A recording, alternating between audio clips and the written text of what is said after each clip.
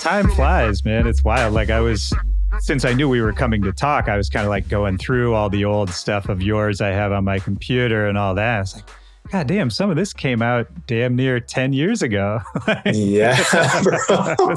Yeah, it's been a long time, man, but still in it, man. I still keep it fresh. It's beautiful, man. No, I feel the same way, man, because you and I have been doing this for a while, both. And I mean, it's something we can talk about in this, because I think there's like riding the waves for that long. You kind of learn a lot and experience a lot that newer artists, even newer artists who are super successful, it's like there's a certain perspective that isn't there yet until you do it long enough.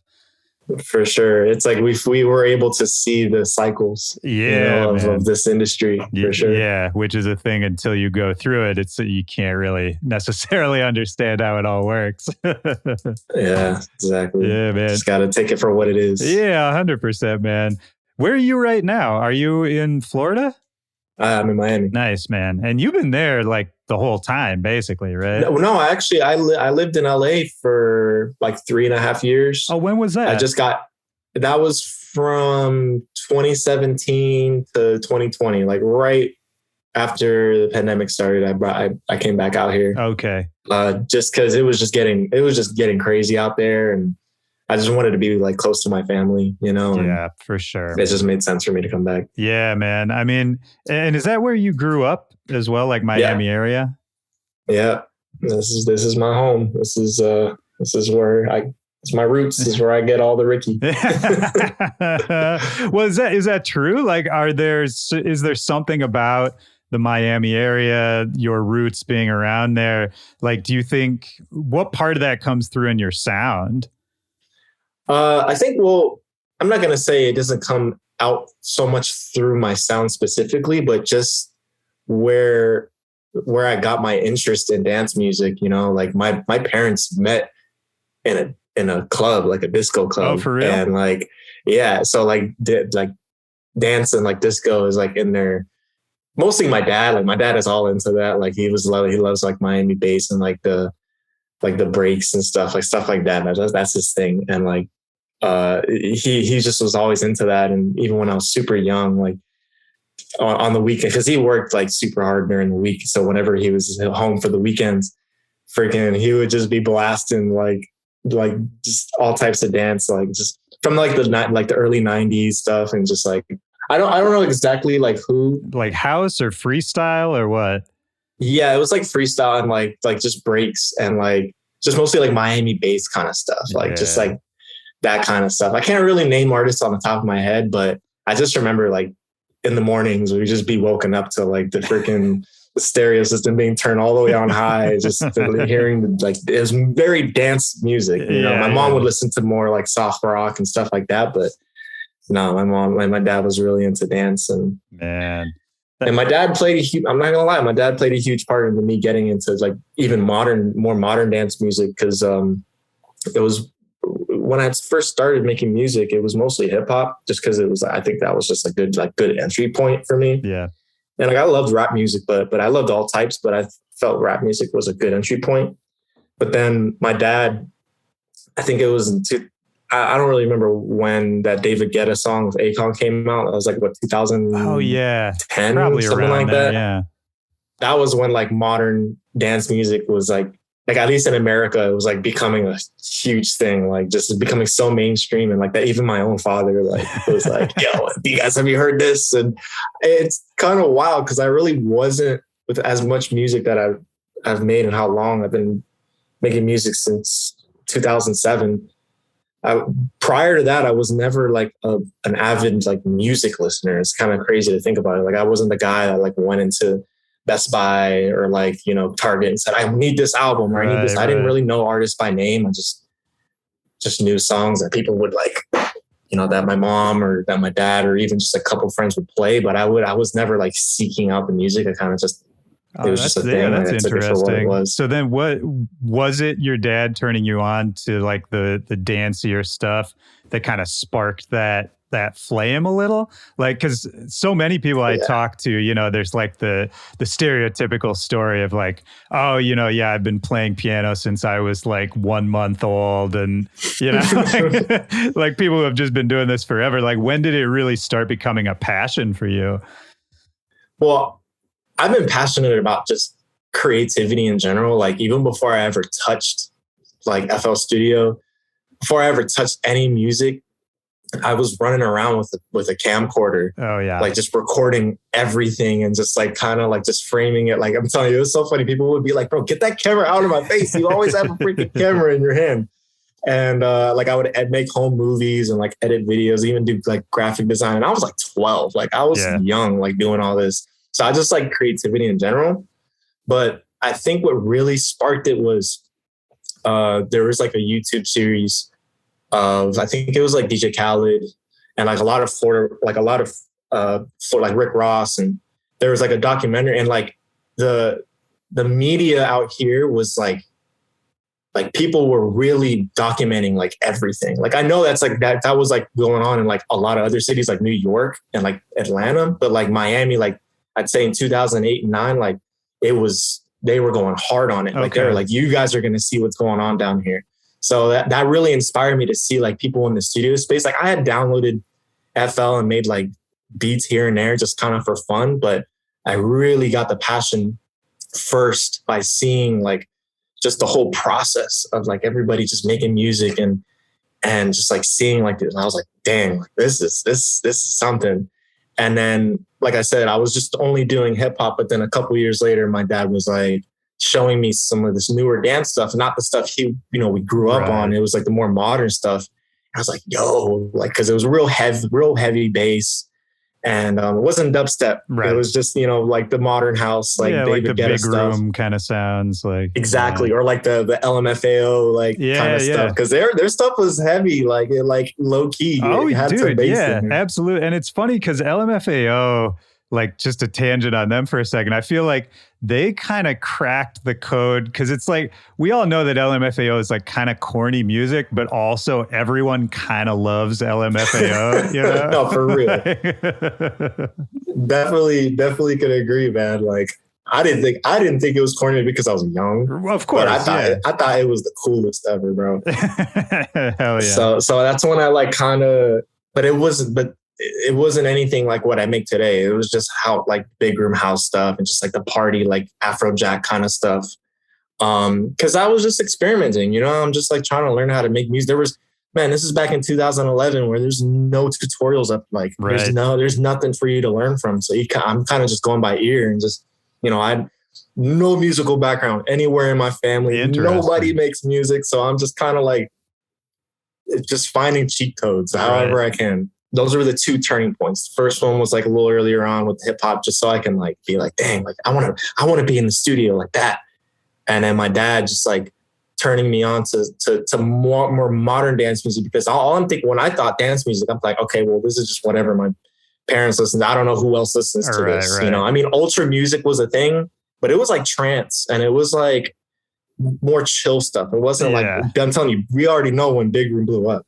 Yeah, for sure. No, and that brought in a whole new crowd, a whole new audience too. And I guess maybe you were part of that new audience. But yeah, man, there was, I think newer listeners forget that like there was a time before dance music was so just everywhere like it is now, Yeah. Like it used to be even something like you said, like Ultra Music Festival or EDC or all of that. Like that was still happening, but it was, it was like a specific niche crowd, Exactly. And like, like now it's such a big thing that like people who don't know anything about dance music can go to these things and like get kind of introduced to what it is, as opposed to like, you kind of already have to know what's going on. Yeah, like, man. There was none of the crossover. Like I saw Jaws brought out Snoop Dogg at EDC this year. And I was like, yeah, that was not happening in 2008, No way, dude. That's like, whoa, what is this foreign world? Yeah. Or like, didn't Khaled come out at EDC one year too? He like did, and that recently? was, I don't think that was as successful as Sneak coming out. Yeah, I don't think so either. That was the one where he said California when they were in Yeah. Vegas. Yeah. Just a little off there, just a couple hundred miles. That's so funny, man. But wait, you were talking about the just sort of being a creative kid in general and running around with the camera. And you were saying that like kind of everyone in Miami at a certain point was running around with a camera, like everyone was documenting this kind of stuff. But Yeah. but that was not pre-YouTube, but kind of before YouTube was like really as big a thing, right? So what was everybody doing with all this footage they were getting? Like, how was anyone seeing it? I think it just came with the mixtape culture, because the mixtape culture obviously was real heavy, like in just the early 2000s, and I think that was just part of telling the story. So it's just like, they had blogs, like this is when blogs were a thing, and like it was just generally websites, like YouTube would be the host where they would like maybe upload, or maybe they'll upload it to like, I don't know, Daily Motion or like these just third party like video sites, but they mostly would have, I'm telling you, like it's so crazy to think that there was literally websites that just talked about what was going on. Like I like, because it's been so long. So I'm like, wow, that really was a thing where I would just go to these websites and I'll just watch but that is also what inspired me to even be passionate about just the music industry in general. Like I wanted to start, I'm telling you, it's so insane. Like I was 13, 14, wanting to start my own label. I was like calling all the locals, like, yo, bro, like I'll shoot your video. I'll mix your records. We can get a whole plan, like rollout plan. Like I'm saying this at 14, 15 years old. It's the wildest thing, but it's because I was just kind of like being a kid and just like taking in what these other dudes were doing and being like, oh, I really want to do this too. Like I really gained a passion for it. And so I think that's like where my just creativity as a kid, just being like, all right, I just want to do all of it at once. But, it was definitely orbiting around just music in general, the music industry, me wanting to just be involved in just the whole entire scheme of it, and not just like, oh, I'm just going to produce. That's it. Like, it was just the whole thing. Yeah, that makes sense, man. Because if you're just a creative kid and you're running around with a camera and documenting, and it makes sense to me that once you sort of saw behind the scenes of music, of like how it was actually getting made, that's you're in. That's how you connect, as opposed to being like sort of just the outside listener where, you just hear a song and it's a nice song and then you kind of move on with your day. Like that's a one-dimensional experience versus like really getting in and seeing how it's all done from the other side, Yeah. I really fell in love with the process itself. I tell that to people all the time. It's like people don't understand, fall in love with the process. I don't think they really, really get it. Right. But like that's definitely something.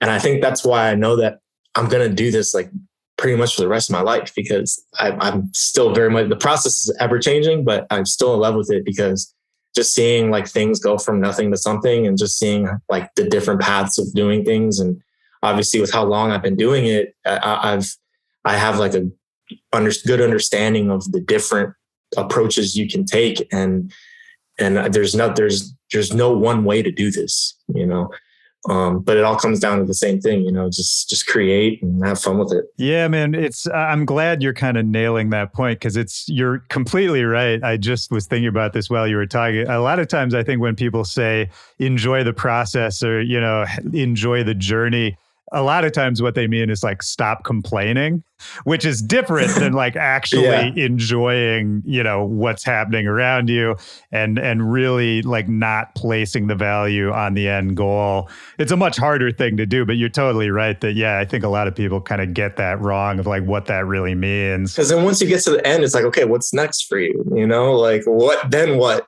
so it's like for me, like I can help break an artist, or I can be part of the process of breaking an artist. And then once they're where they want to be, it's like, cool, next, like, let's just keep it going. Like, I want to be in a position like how Timbaland is just like bringing up all these newer producers and bringing up all these people. And that's why he's where he's at, because he is in love with the process of it. Yeah. Oh man, absolutely. Is that something you're doing a lot right now? Like working with a lot of newer artists, newer producers, that kind of thing? Yeah. Yeah, I love that. No matter where you come from, or no matter like what, like it can be someone who's already got a buzz. It can be someone who has literally starting from nothing.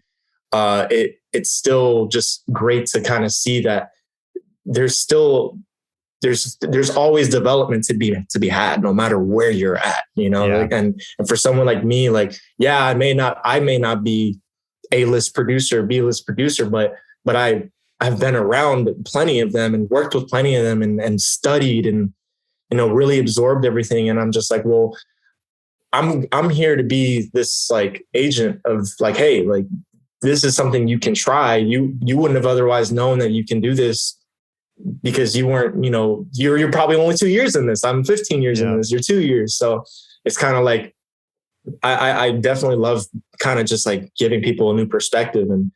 And there's this one artist, which I'm not sure if you heard, his name is Jaleel, and he's like in the hip hop space, and he is just freaking exploding right now. Like, he's going crazy. And I'd say like a year ago, like he was like, I guess a little bit stagnant. Yeah. And it was just mostly because he didn't know, like, I think TikTok was becoming a thing. He's like, dude, I don't know this TikTok thing. I don't know what to do. And he's crazy. Like, he like has so much energy. He has an insane personality. He like rips his shirt in half and does backflips and just does wild things.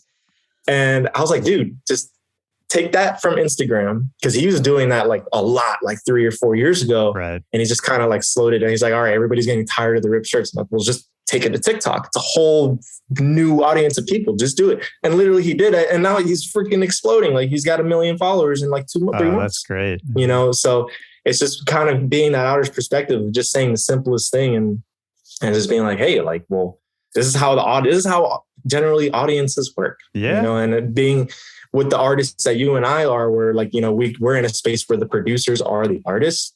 We have to have that understanding. We have to have that understanding between artists and audience, or artists and consumer, where if it's just you're a normal producer, you know, a traditional producer where you're just making music for other people, you're just making beats, or making production geared to whatever those people do. And you're not having to think as hard about marketing and all that other stuff. Yeah, man, it's true. I mean, do you think you'd ever move more towards like the management side, or the, you know, like the creative vision side versus the you know, upfront artist side? Well, I mean, I'm not going to say management, because I'd say that's more business oriented, but definitely more creative direction. Sure. And just pretty much like just going back to why I even got into this in the first place. Like, but like, I always think back how I just wanted to start a label or a group, entertainment, whatever you want to call it, like collective. I don't know, just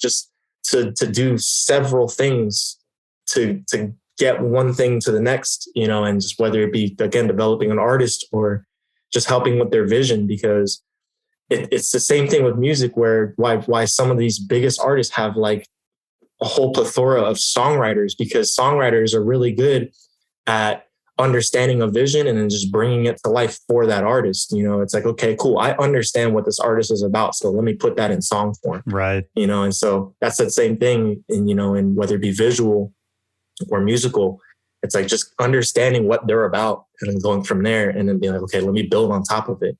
You know, and it's like also a good like relationship builder, because then they trust you more. Yeah. And they understand, like, man, this guy really gets me, you know, and that's more the position I want to play, where it's like, I'm someone that you can trust. I don't necessarily have to like manage you or be like your main guy, but someone you can call on, or someone we can just sit with, like kind of like a Mike Dean, you know, like how Mike Dean, like people go to him because they know that, you know, he's going to make their whatever album or whatever project more cinematic, or, you know, they're going to go to a certain person just for what they can bring to the table. Yeah. He's a good example, because I think it's hard to sort of define exactly what he does. But if you listen to the records he works on, there is kind of this like aesthetic or this vision you can see that kind of runs throughout all of it. Do you have that same kind of thing for your own project? Like, I was listening to a bunch of the new stuff you've been putting out this year, which is all really fucking good, but it's varied too. Like, there's some house music and Yeah. some interesting, more like lush cinematic kind of stuff, some, crazy trap stuff, which is, like the golden era Ricky Remedy sound. Like what's the vision for where you're at right now? So right now, I like to think that the newer stuff that I've been putting out is kind of like throwing it out the wall and see what sticks.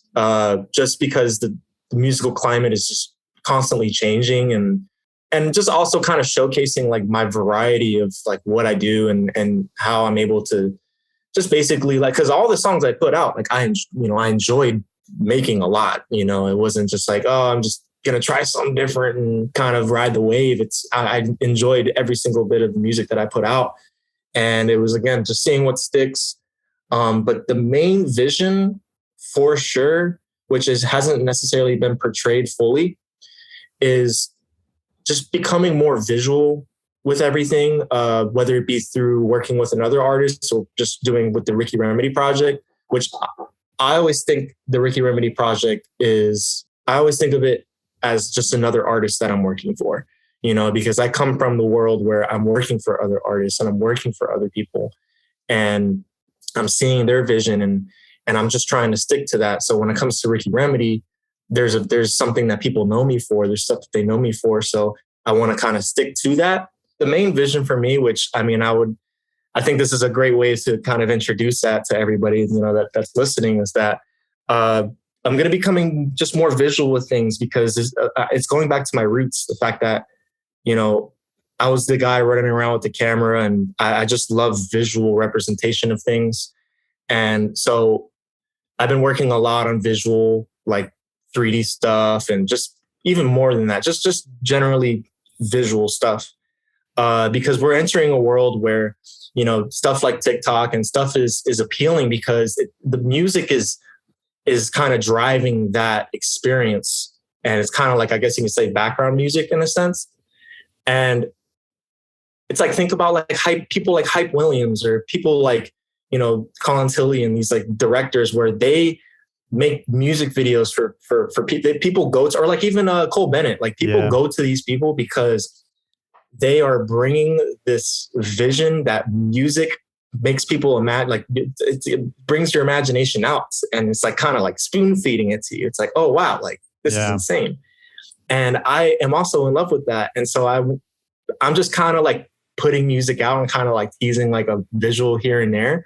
But the big goal right now is making more visual music that, whether it be a short film, me doing work for another artist where it's like, dang, we know Ricky made this music and he did the visual as well, or he was part of the visual direction. I'm not going to say I'm going to make the whole thing, but it's like I hire like a crew, or like I just have this vision, and that's the art right now, is that I'm just trying to get everything to be more visual. Are you all self-taught with that stuff too?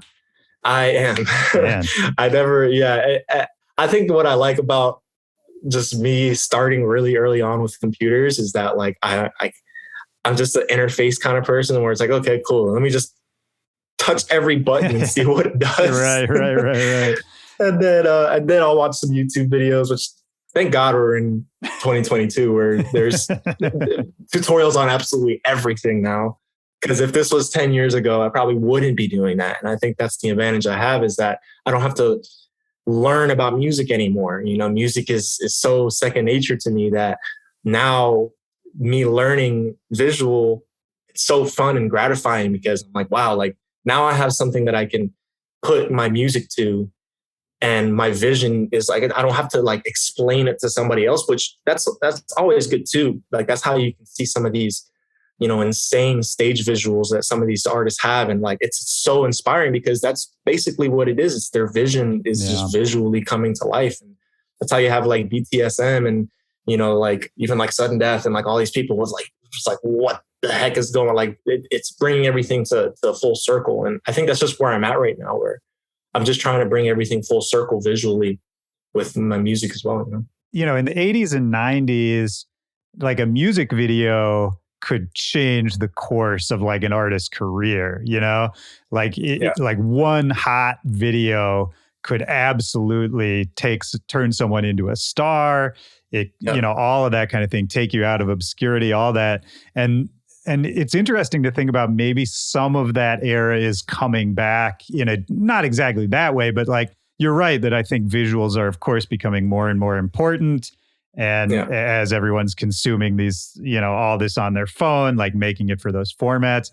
And there was kind of a period of time, like I'm generalizing, this isn't totally true, but 10, 15 years ago, I don't know if the visual mattered as much as it does now. Like, again, maybe that kind of went through a little like dip too, Mm-hmm. Yeah. And so I think that's just forward because, man, I see even like some K-pop videos, dude, like, because man, their video budgets are like in the millions, like they do not play when it comes to that. And like my boy he's written some K-pop because like that's a different one. I don't know how to type Korean. Like, I don't know. Like, where do I even begin? So my friend who has written a couple K-pop songs, he just started showing me the artists he was working with. He showed me like the videos and I was just mind blown the whole time. I'm like, this is what they're doing over there? This is crazy.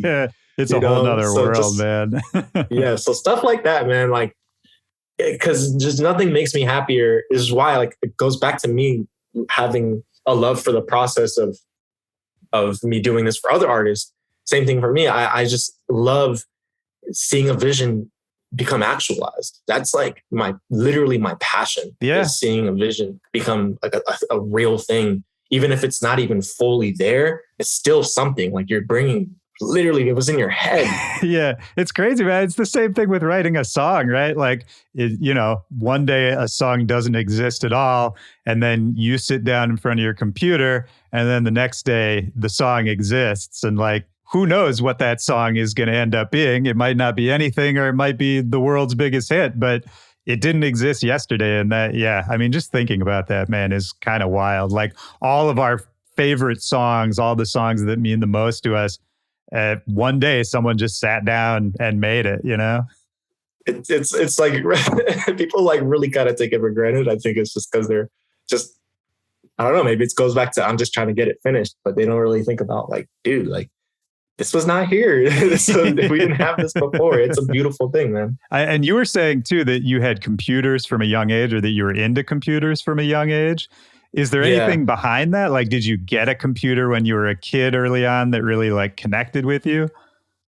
Once again, gotta thank my father for that. So my dad is, he does software development for rocket engine and jet engine testing. Okay. So like he's a freaking super nerd. Yeah. Like it's kind of insane. And so from when I was very, very young, we had like maybe I think like 2 or 3 computers in the house, and like 2 of them were his work computer. The other one was just kind of like the play computer. And he would just teach us like just the simple things and just kind of how to like work the computer, just simply like copying files and then like, zip folders and just all the stuff like that people like who are just, technically challenged with that. And right. It's like we got way past that on an early age. And obviously when you're a kid, that's the best time to learn things. Yeah.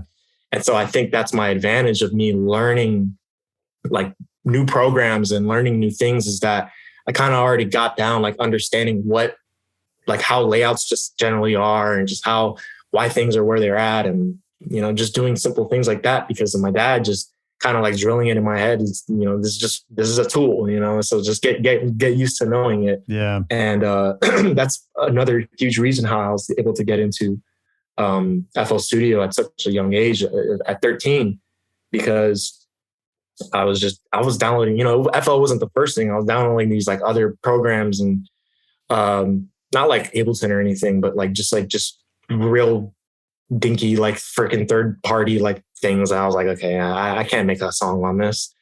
And then I finally discovered FL, and I just, same thing, just messing around, touching everything, messing with everything, just understanding where it's at.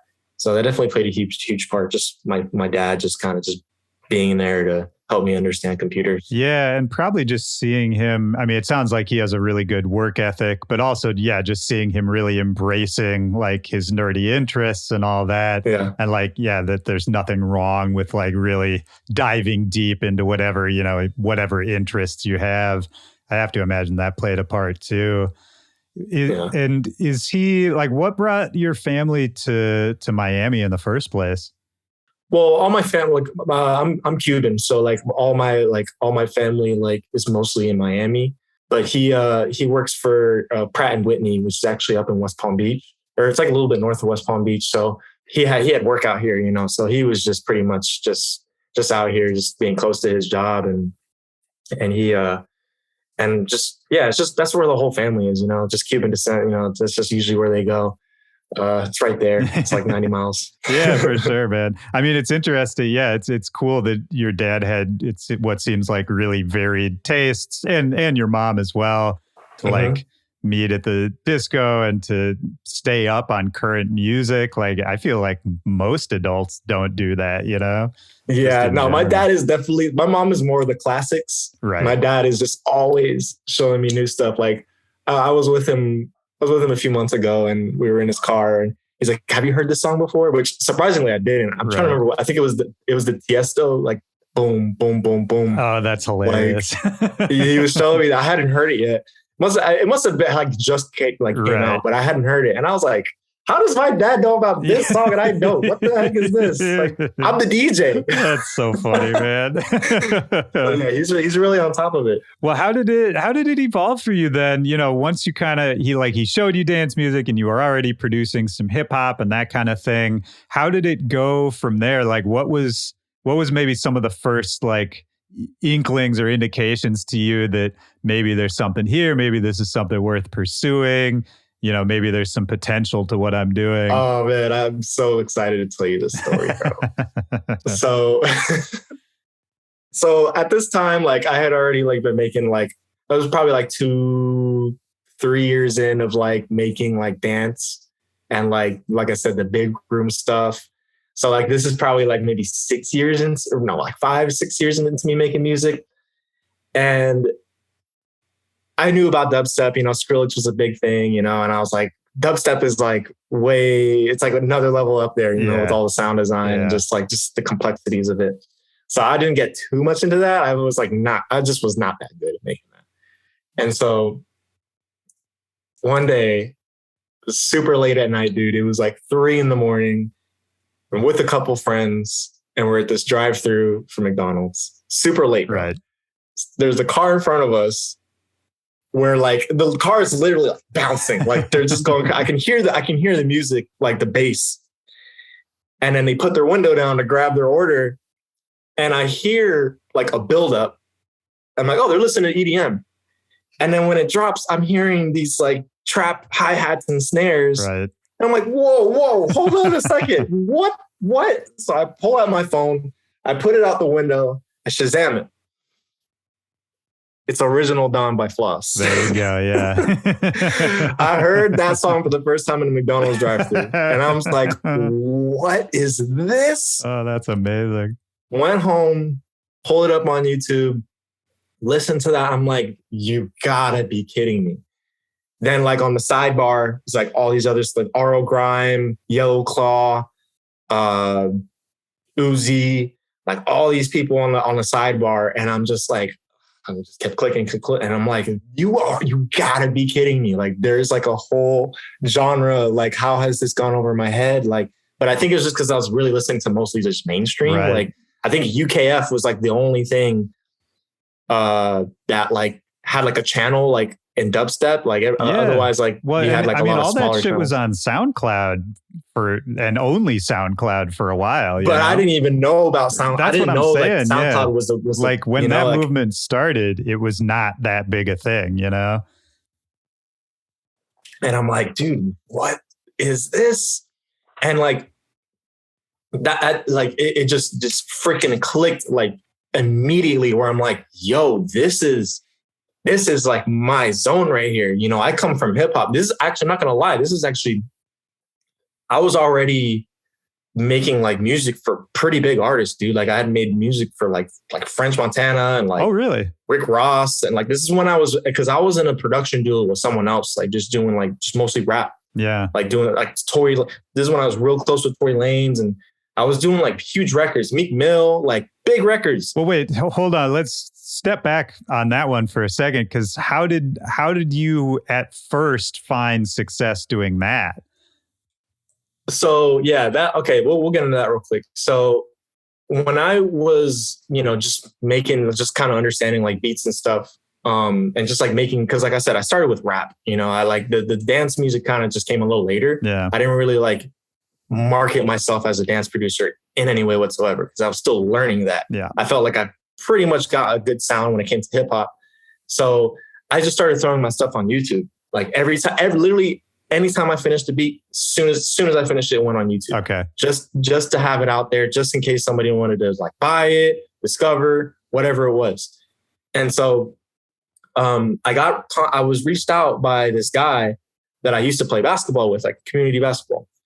And he said, "Hey man, I know somebody that you might want to meet. He lives maybe like 30 minutes down from you. You should definitely like link up with him. He's got a really nice studio." As soon as he said he's got a really nice studio, I was like, let's go. Because I had never really been in a real studio. I'd been in like these little like offices that like have like a mic and like a small little mixer. And that's it. It was not a real studio. And because he sent me pictures and everything. And I was like, yo, let's do it.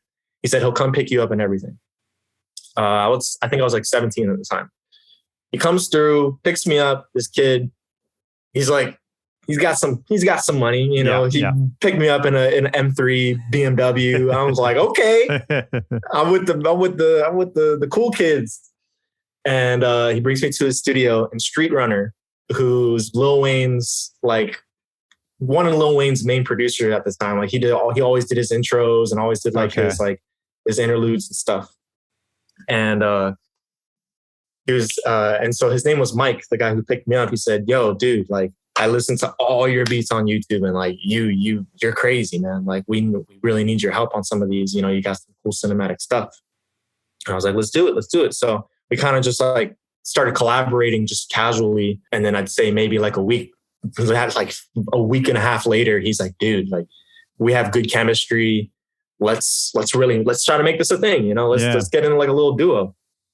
I'm like, let's do it. Like, it's a door opener, Right. So we started this production duo called The Mechanics, and we, he had parents that like just grinded their way out, with like just like they're entrepreneurs, and so they wanted their kid to get somewhere in the music industry, because he was just like me, very passionate about the process, and that's where we had that chemistry, because we just want to make, these visions come to life. We understand how other artists, like their sounds and how we can kind of like mesh to their sound.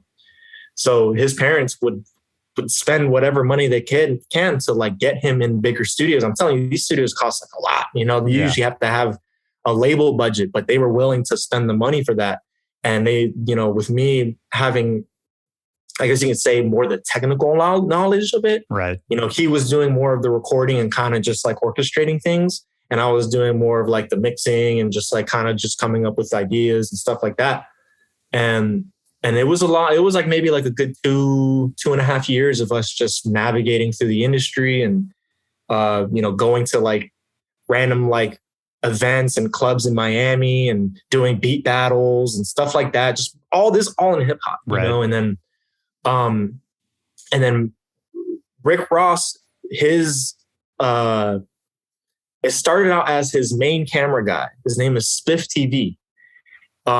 He then became like his assistant, because, he was just all over the place. Yeah. And he was just like, one of those guys, like I was saying, documenting everything and just like really making all these artists look way cooler than they were. I mean, these artists were cool. They're rapping. Of course. Just getting that process to people to be like, man, that's crazy. So Spiff became his assistant, and he came to us because we always showed face. We really did whatever we could to show face everywhere at these events, and just like calling people up and being at music video shoots and stuff, just being there. Right. Like that's it. And so he finally came up to me. He's like, "Yo, man, I see you guys a lot, man. Like send some stuff over for us." And then this is around the time when he had like first signed Meek Mill. So he's like, "Yo, we can get some stuff from Meek, da da da." And it was like a lot of broken promises, man. Like we can't name how many times they're like, yo, we're in the studio with them right now. Send 10 beats. And then like get nothing back, you know, and the beats weren't bad. They were great, but it was just one of those things. And then so finally we went out to LA for the first time to talk with like some publishers to see if maybe we can get in with some more like songwriters, get in with some more people, like to kind of like help us like land some more placements. Right. And we met this one out of BMG, who actually we met at one of the beat battles. That was a real good thing we did that beat battle, because we met him he saw us win that battle. Okay. And he's like, yo, whenever you're in LA, let's have a meeting. So that was like a big help for sure. That's the thing, man. You never know what the ripple effects of those little choices are going to be. Yes. Show face, you know, do whatever you can to like, you know, just be present in those moments. So we had a meeting with him and he's like, this stuff is good. You definitely need to work with more writers, need more records, less beats. And I'm like, all right, cool. And then Tory Lanez was like, he had a record called, I think like Stepped on You. It was like his breakout, his first like little breakout. Like he kind of like it was on the radar in the industry, not so much like in the regular world. And so me and Mike were like, dude, we gotta work with him. He's so lit, bro. Like he is lit. And so we told the publisher, like, hey, like, do you have, you know, a connection with Tory? Can we possibly get in with him? He's like, oh yeah, he's actually out here right now. Let me connect you guys. So literally the same day, he got us in the studio. Actually, we showed up to his house first. He was shooting a music video with Honey Cocaine. And it was just surreal. Because I'm like, wow, like that was kind of easy. Like we're here like in front of Tory. And then we go to the studio and Tory's like, listen, I'm not doing any rap stuff right now. I'm actually trying to do some more R&B and more singing stuff. This is when he was only doing rap. Right. And he's like, I want to only do R&B. I was like, all right, cool. We got plenty of R&B beats. So we played some R&B stuff for him and he hops on 3 beats. That's huge for us because we're sending like 20 packs, 30 packs, Spiff and all these other people and getting nothing. Yeah. So we're like, yes, we're getting somewhere. From him, like working on those 3, he's like, yo, I like how we work. When I'm back in Miami, you know, we'll work some more. Go to Miami, we work on just hooks. No full songs, just straight hooks. And he was very smart for this because then we started setting out all these hooks to all these other artists with these open verses. And that was when we started landing everything. That was when we started getting That's really interesting. That's very smart. Yeah. We were saying we're trapping hooks. We're out here trapping these hooks and just giving them to, and man, they were hitting. Jeezy, I mean, bro, so many people, man, like hopped on. Even I think Travis Scott, we didn't keep Tory's vocals on that. Travis just did what, like basically referenced it. That was when we got in with Meek and got in with all these people, man. Like, yeah, like that was a huge like turning point. But then things just started to get kind of shaky because Spiff wanted to manage us, but like the deal was like, it just wasn't really beneficial. Right. And then so Mike, my other partner, kind of just started to renegotiate. I don't know, like I like that, like it just turned me off with just how people started treating us once things started landing. Like things, I don't know, it just, I was really discouraged about it because we're landing all this and I'm not really like, we weren't really getting paid or anything. And we were being taken off the credits and it was it was horrible, dude. And so I got really discouraged and I was like, I don't like doing it. And then just chasing down of other rappers and just like trust me, as good as I make it sound with how many things we were landing with Tory, like a lot of it was ugly, man. Yeah. And I'm sure. And so around that time was when I heard, you know, trap music and I was like, bro, like, why don't we kind of go into this lane? Because this is where we can shine as producers. You know, we're the artists, you know, we don't have to chase other artists around. Yeah.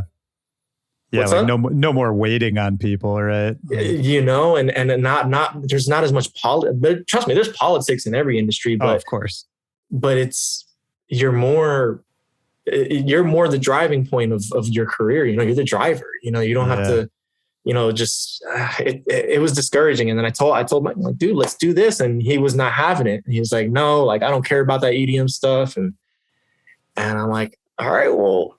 I mean, I'm just going to do my thing, you know, because again, like I said, like we weren't getting paid. Like I didn't, the only thing I would say I was risking was like some of the connections, but they weren't even talking. They didn't even really talk to us like that anyway. You know, like we would just be in the studio and they just wanted something out of you. Yeah. I literally cared way more about just like creating my own sound. I was like, this is my thing. This is like what I do. This is the meeting point of what I first started making music in, which is the hip hop. And then my love for like just modern dance music and like me really, truly being interested in that. Yeah. And that's just where it went, you know? Man. And so how did you start making those connections? Because I mean, when I think back to sort of the golden era of trap and, you know, like you were talking about Floss Original Dawn remix and all that, which kind of started that whole wave.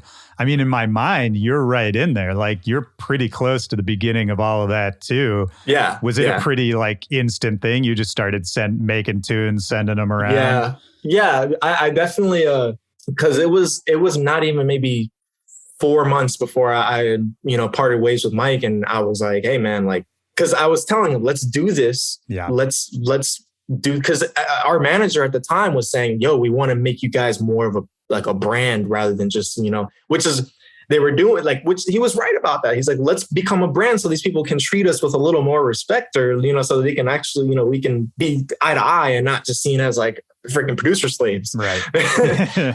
So we started doing remixes, but he just didn't like doing that. He just wanted to just make me, and like by all means, he's killing it. Like Mike is doing a great job. Like that's his world, you know. Like I'm not going to take him away from what he wants to genuinely do. Right. It goes back to why I did what I genuinely do. So anyway, I had already started making like trap songs, and I kind of already just got a feel for it. So once I like parted ways and was like, all right, well here begins the journey of Ricky Remedy. I had a nice plethora. I mean, I had like probably like, you know, 20, 30 songs that I had stacked up on. And I was like, all right, well, let's just start sending them out to these guys. And it wasn't as easy for the bigger guys.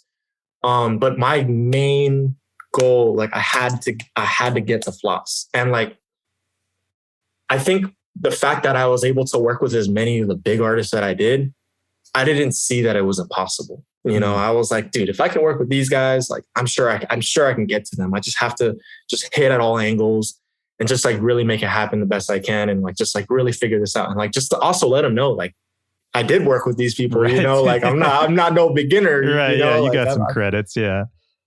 And so I would like put in the emails. I'd be like, yo, I've worked with this guy. Let's work. Da da da.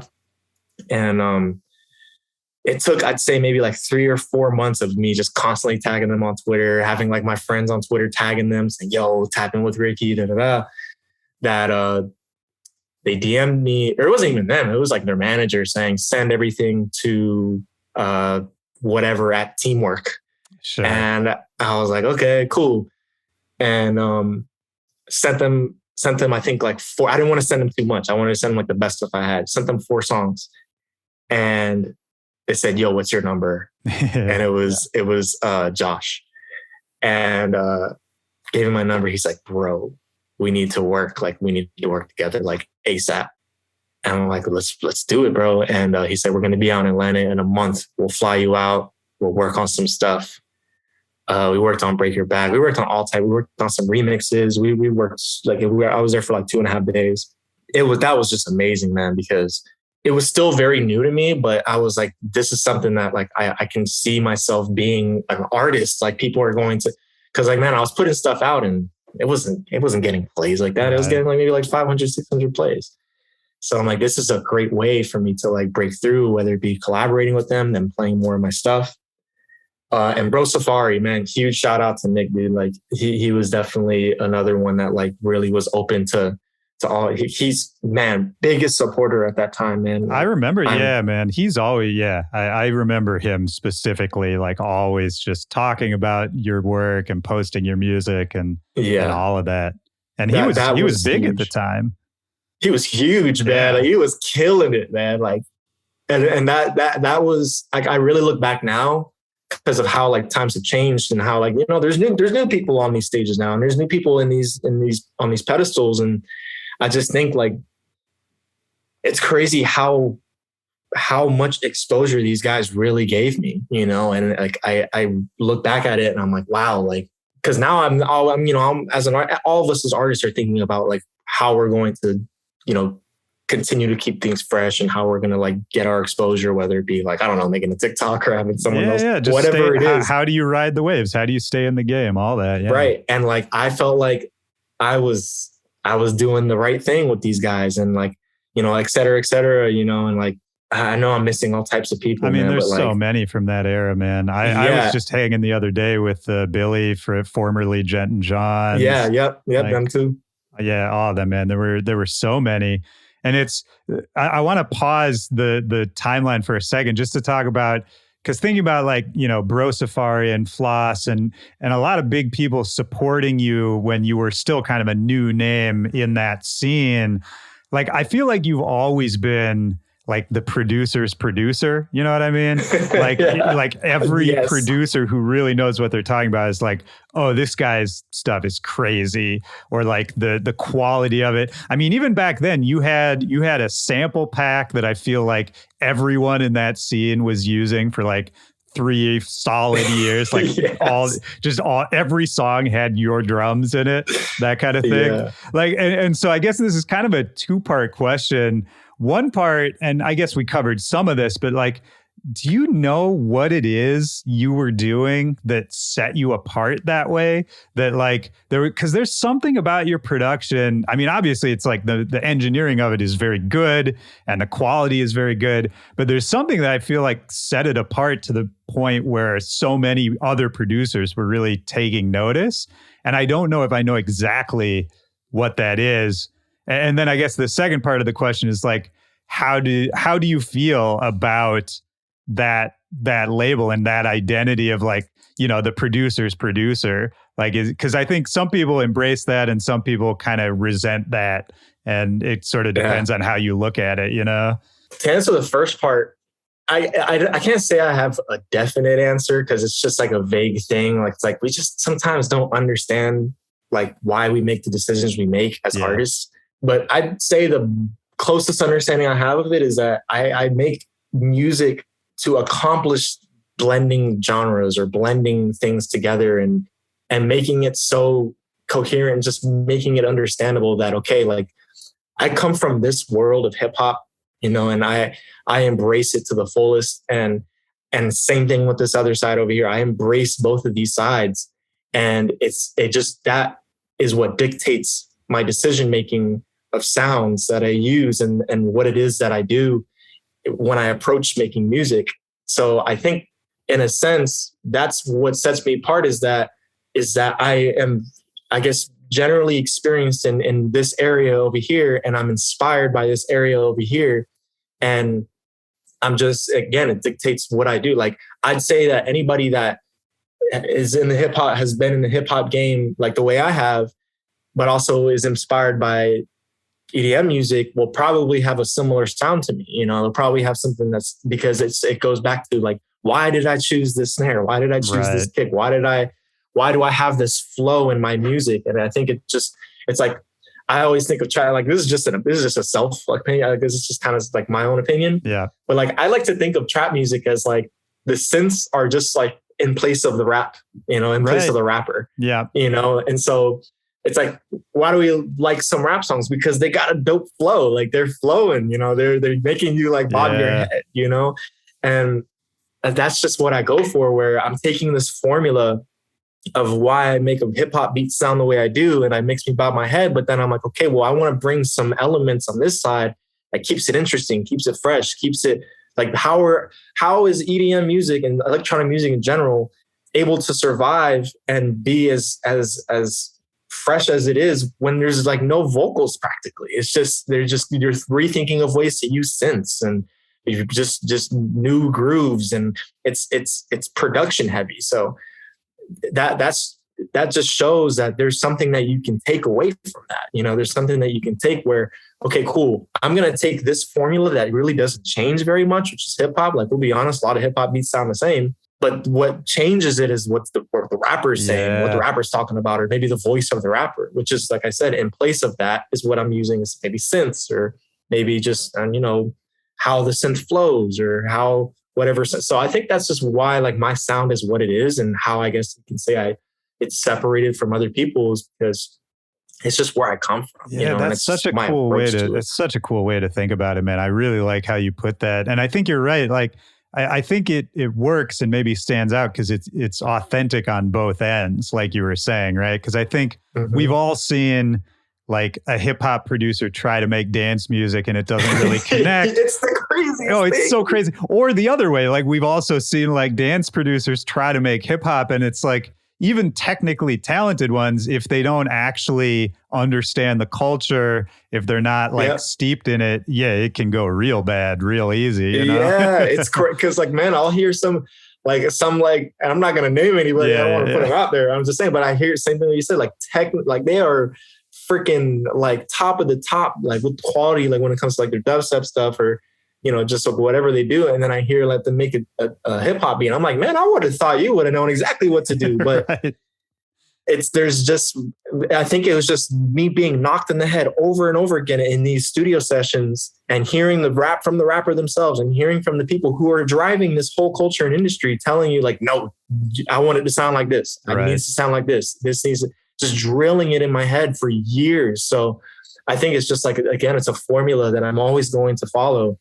And again, just take from the other side. Yeah, man. And then for the second part of your question, the producer's producer, I embrace it, man. I love it. Like sometimes it's just funny to me because like 67, probably even more, like 80% of my freaking followers are producers. Right. You know, they have like whatever music or whatever, you know, sounds or something official. Name. Yeah. Yeah, exactly. It's like it's crazy how many, and so in a way I embrace it because I'm like, I'm in a unique position, you know, I'm in a position that like, I'm not going to say that people want to be in, like, I don't think that at all, but I'm just in, I am me, you know, like I'm not lost in the crowd in a way, you know, like it's just crazy how many people, like I'll walk into a room and they're like, dude, you're a legend. I'm like, I'm just a producer, you know, like, oh, you're a legend. Like you've done like, but then I get it. And I'm like, well, because, you know, there's things, again, it goes back to like, it's a very rare thing to find someone. And even for me, cause I'm you know, when I'm digging through music, I'm trying to find people and just music that kind of like just is pretty close to my sound or just something that, you know, and I'm just like, man, it's like people are really doing their thing. I'm like one of the very few, you know, that kind of have this sound. I like to think GTA is like kind of a pretty close, like, oh, for sure. They definitely got it down, but like it's hard, you know? And so I just think to myself, I'm like, I think it's just because I'm achieving something that isn't necessarily like, it's like magic. I don't know. It's like people are like, how do you do it? And so me just explaining it to them is like, I don't know, like it's a tough, I don't know why I am, but I just am. I'm the producer's producer. I've heard that term hundreds of times. And I think maybe it's just the quality, you know, maybe it's just because I'm a freaking perfectionist and I just make sure that it hits. But yeah, I mean, I love it though, because it's a unique position and there's a lot of respect that comes with it. And, you know, sometimes that's just all we want. It's just, be respectful. Absolutely. Well, I think that's the most like, you know, maybe, you know, it's like some people want the success or the fame or the money of it. But to me, like the most meaningful part is always going to be the respect of the community you're in, you know, like it might not always feel that way when you're broke or when you're watching other people get things you think you should have. But to me, at the end of the day, I don't know, that to me, it's like the only actual meaningful part that I like take value in and, you know, feel good about myself. It lets you know you're making an impact. You know? Absolutely, man. And I mean, now too, you're doing like Patreon stuff as well, like doing some mentoring of your own. Yeah. And man, I'll be honest, man, it's actually been very liberating because just how like we're talking here and I just blah, blah, blah, like this is just what I do. This is my life, man. Like, so just me being able to just seamlessly just like say things that that I've experienced, and just like someone can ask me like, oh, so how do you do this? And I just boom, immediately go. I'm not like, Right. no, I'm like going straight to it.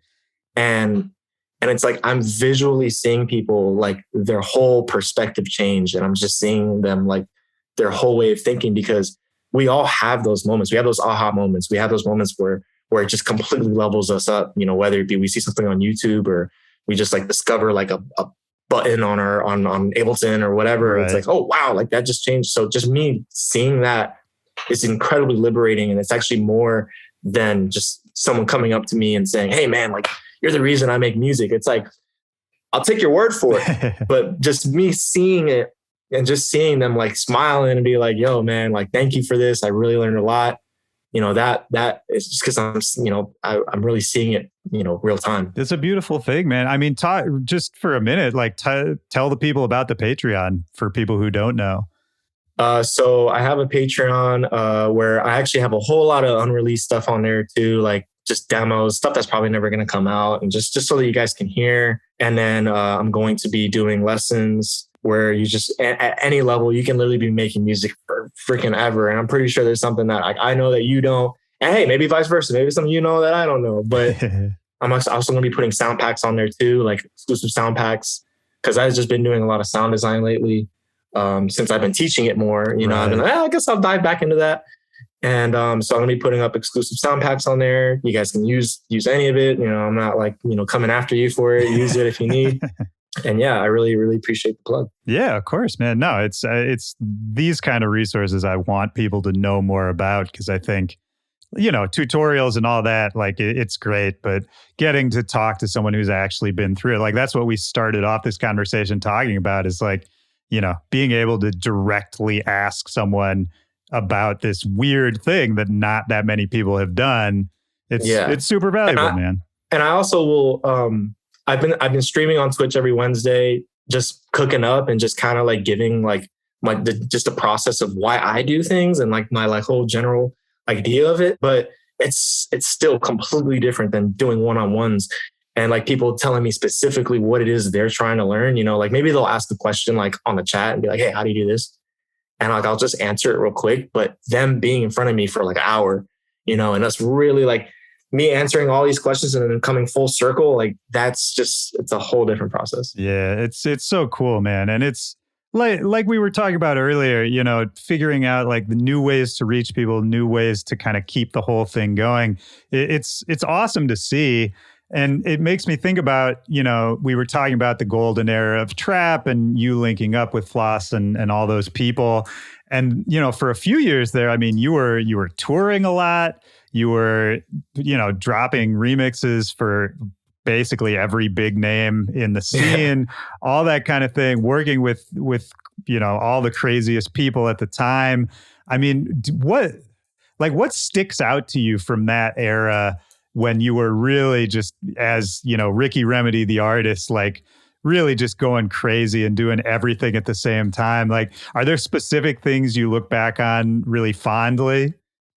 Oh, dude, every day, like I look back and I'm like, man, I wish we could be back in that time. But I think what sticks out to me the most is the fact that there was just a surplus of music that was like my thing. Like, that's just what, like I said, like trap music might not be where it is right now because everybody's, you know, in their lane right now. And like, there's a lot of like the house is like just a big thing right now. And, you know, like dubstep and like music, it's a musical climate, man. It's got to change. It's got to make its ways around, you know, and this goes back to what we were talking about earlier when we started, is that, you know, there's cycles to it. They might not come back exactly the same, but yeah, there's cycles to it. And that's something that I embrace, where I can't force, you know, a certain sound on people and be like, dude, you got it. Like, this is it. But I think what sticks out to me at the time is that, you know, you had people like Diplo and Carnage, these huge artists who are now doing house music, you know, which more power to them. Like, that's like, I'm just, and it's so funny. I have this conversation all the time where it's like, I can ride those waves, or I can start making house music, or I can go right back to rap music. But that doesn't take away the fact that what I do best is being this middle ground, right? You know? So whenever I feel that culture is kind of making its way back around, that's when, you know, because again, there's a surplus of music and culture where I'm just like taking all, and it's just people get it, and I don't have to force it.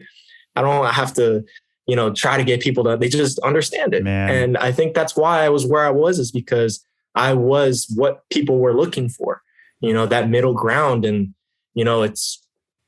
it'll come back when it wants to come back, or, however, but I'm always going to have this love for being that middle ground. And hey, I can always have a side project, that does the house or what, a dubstep, or a side project that does like hip hop or whatever. But I just know that if I was ever given another opportunity to be that middle ground, like I will be. Man, Hero Bust once said this to me, and I think about this he said it years ago, and I still think about it all the time.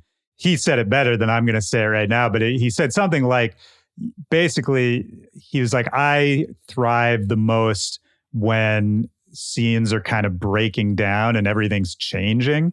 He's like, it's like those moments when either something is ending or something new is starting. He's like, that's really when I thrive. Not really. He's like, it's, the peak of a moment or a movement is cool. And like, that's fun. But he's like, creatively for me, what's exciting is like, the end of something or the start of something, which is, I think, kind of what you're talking about, those in-between spaces. And exactly. This has been great, man. I got a couple of like random things I just want to throw at you. These are not like in a chronology or anything, but just interesting things you've done that I felt like were worth mentioning.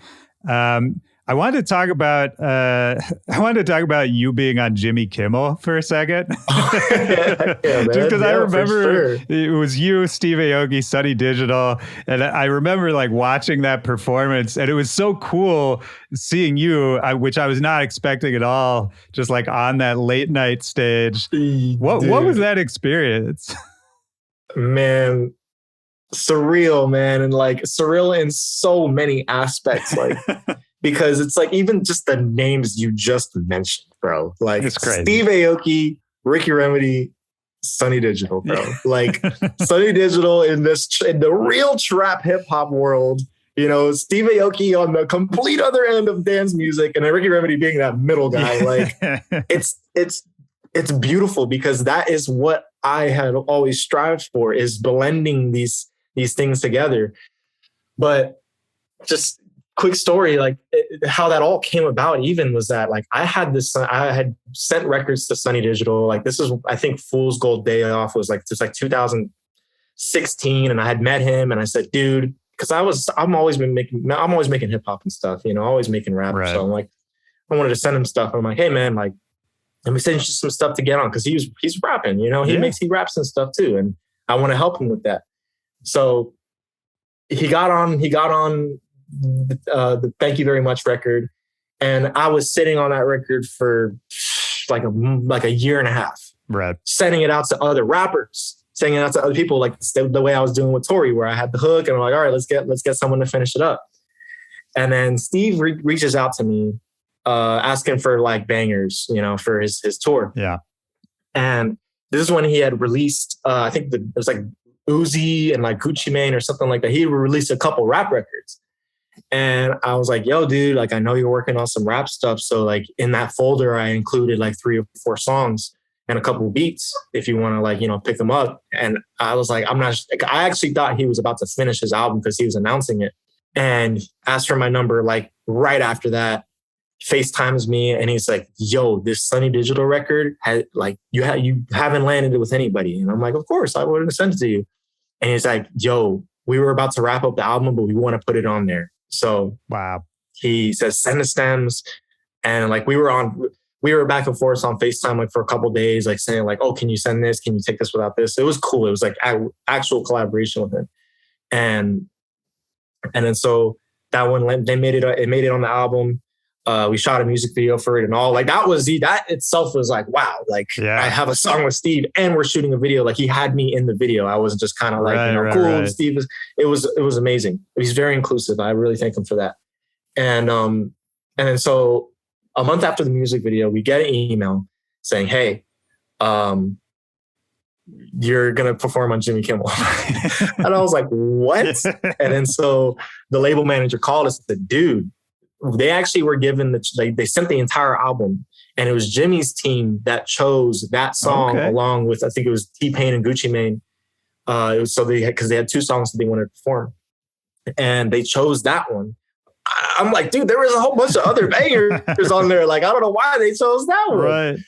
And so I don't know. I got lucky with that for sure, man. What's the experience of doing that performance like? Well, we definitely had to rehearse a lot. We rehearsed like a week straight, like every day for hours. And basically what I had to do is I had to like kind of like stem out the sounds and like get it on like on a drum pad. Right. And then just kind of understand, all right, cool. Just get the pattern together, It was pretty easy on my part. Just remembering what pads to do, you know, all right, cool. Like this is how I'm going to, this is the arrangement of it. And then when we actually played there, I guess you can say me and Steve had a bit of an advantage because that all we do is perform. Right. You know, we're always in, it was just the same thing, green room, you know, 10 minutes before going up, got to chill on the side stage and just kind of just get ready. And, but I think what really made it a little different was seeing like T-Pain and Gucci Mane up there, like right before me, you know, and just seeing them like kill it.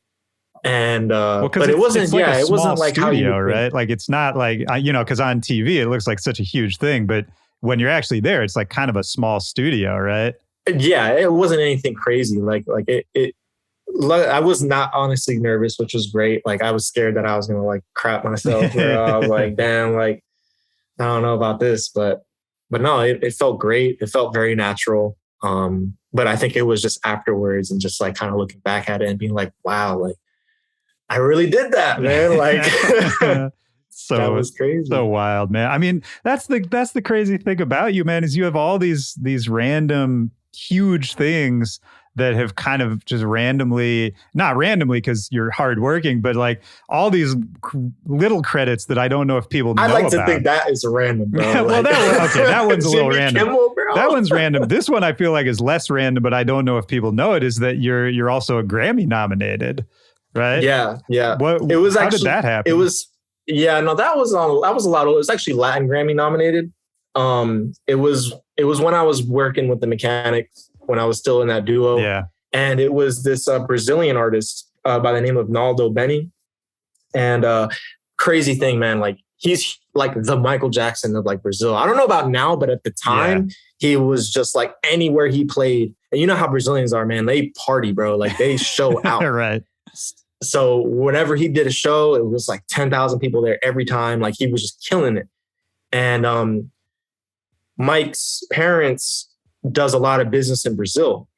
And so they were like a friend of his manager and said, hey, you know, can you make something like, you know, like off of like, I think it was like that traditional, like that, what's that? Yeah. Like that. I know what you're talking about. I forget what that's called, but they sent that over and said, yo, make something off of this. And so this is actually around the time that I had started making like more dance and like trap stuff. So I was like, okay, cool. Like I'll do a little quick. And they loved it. They loved it. Like that's where like I was glad that I was already making that kind of stuff. And we got in the studio. He came out to Miami. We got in the studio. He did not speak any English at all.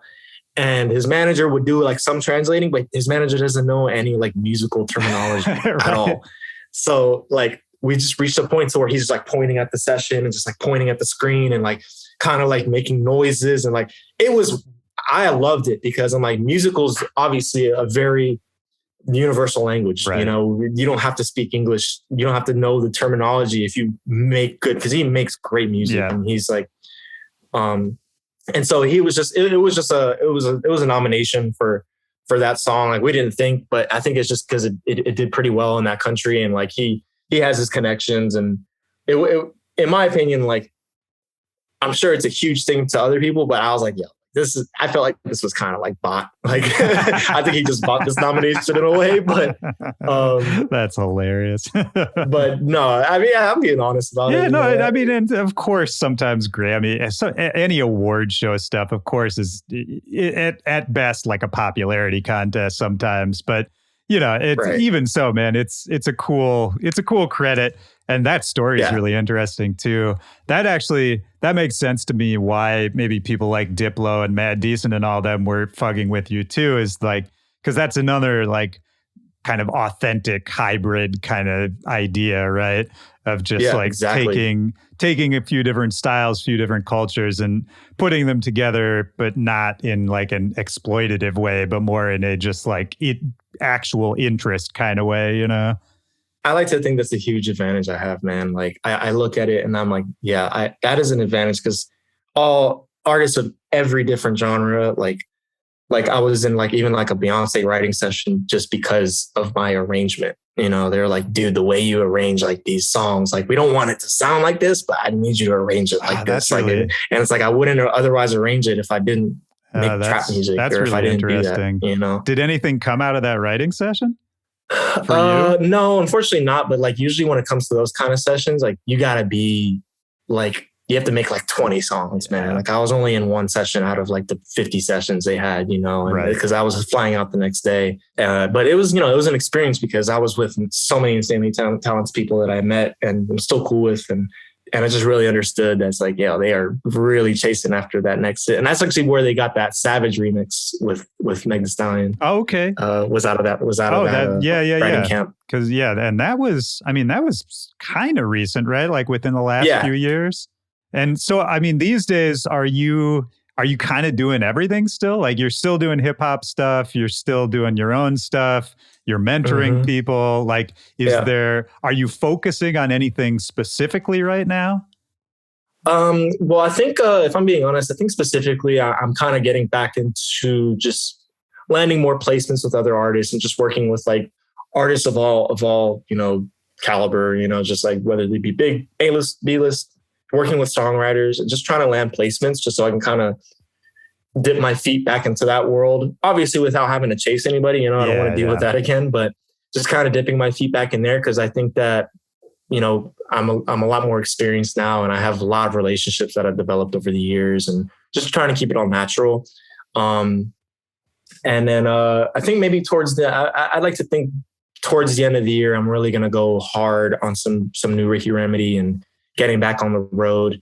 But I think right now, you know, I'm just doing some mentoring and just kind of like keeping it all like, you know, in one place. I don't want to be like all over the place and I just want to keep a nice schedule. But I'd like to think that I really want to get together, you know, cool little budget, little team for like, you know, you know, this visual stuff that I'm trying to do so that when I do put out a project, like it's got like a cool little like film to it or something, you know, like that's definitely a huge focus. It's just, again, like getting that visual side across.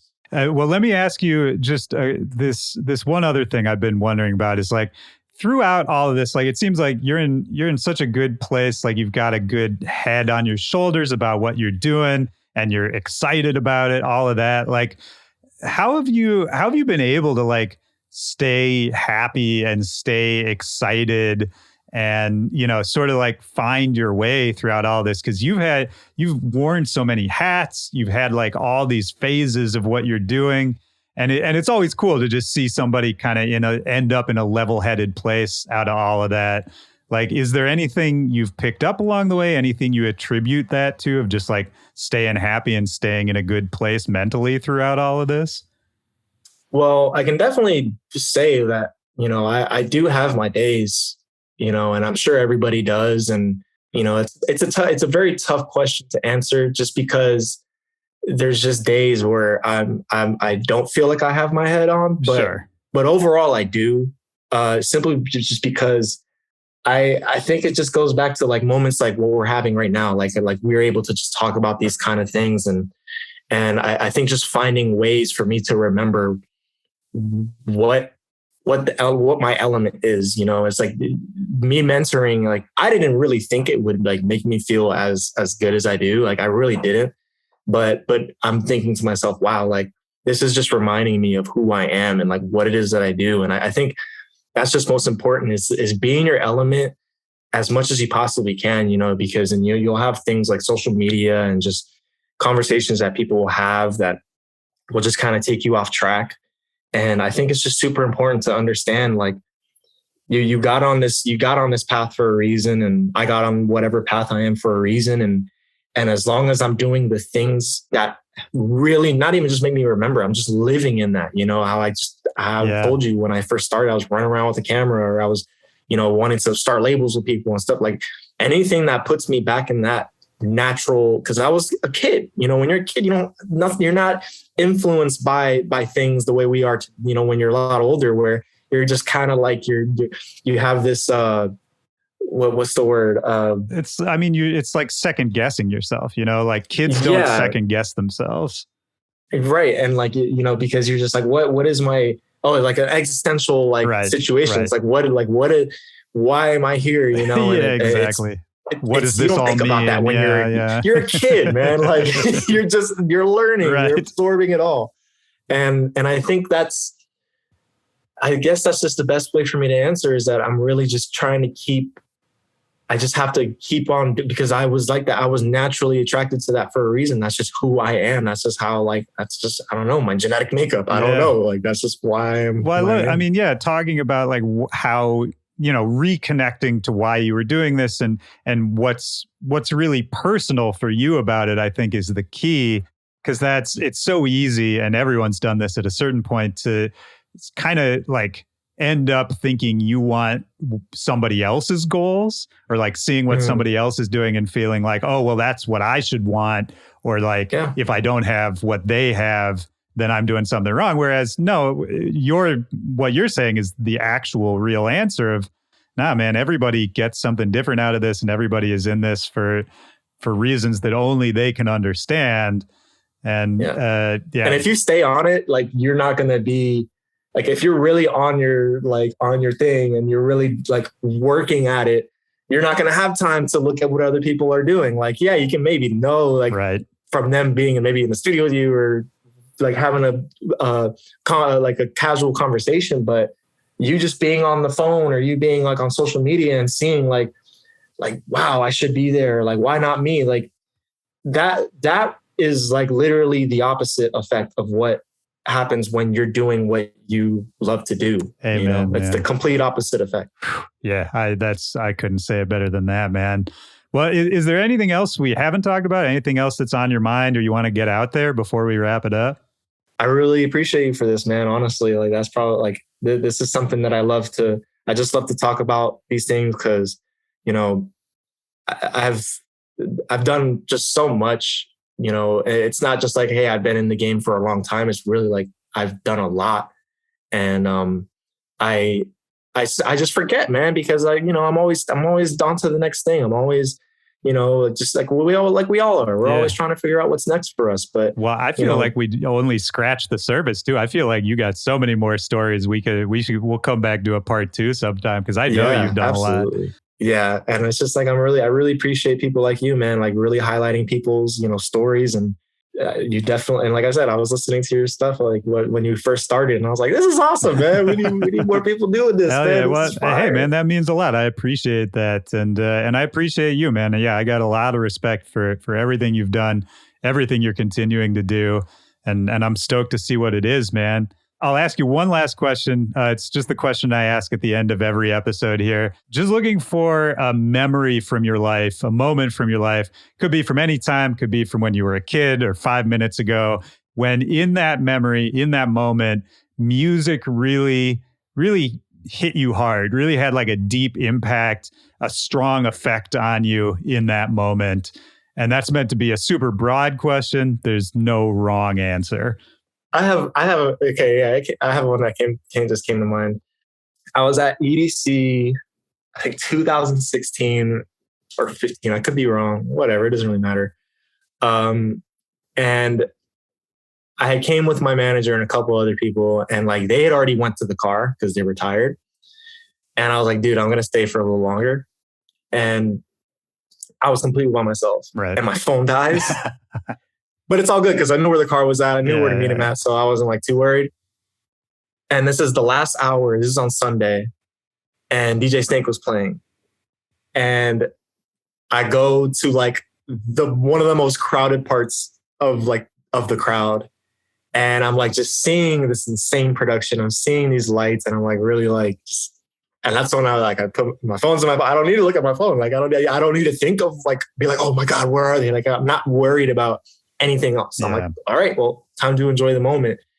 And just like really being there and like seeing people, I didn't know any of these people, you know, and I wasn't like interested in like saying, hi, I'm Ricky. Hi, I'm Ricky. Da-da-da. Like Right. I was just there and like enjoying music the same way everybody is there to enjoy the music. And I think that was a huge moment for me. Just like hearing this insane production of like just seeing the insane production, hearing these, I think that was a big impactful moment to be like, man, it's so cool how we have this. Yeah, man. Oh, that's so cool to be able to step outside of the industry brain or the artist brain and yeah, just to actually experience like this is the point of all this shit we do, right? Like 100%. Yeah, that's beautiful, man. I'll trade you a story because it's almost like the inverse of that story, which was I was at EDC one year and again, it was the Sunday, it was the last day and it was like 5 a.m.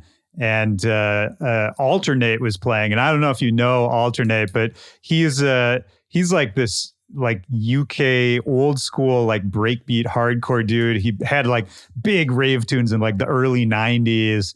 And I latched onto a lot of this shit when I was like a teenager. And his music had a lot of meaning for me. And I was surprised he was there. It was like, because it's not like a big name now. He was like a rock star in the early 90s. But, you know, now I was like, man, that's crazy. They booked him. And so he was playing 5 a.m. and I was Sunday night, Monday morning, whatever it is. And I was like, well, I'm not missing this. Like I got to go see this. And I roped a friend in. I was like, you're coming with me. He didn't know what it was.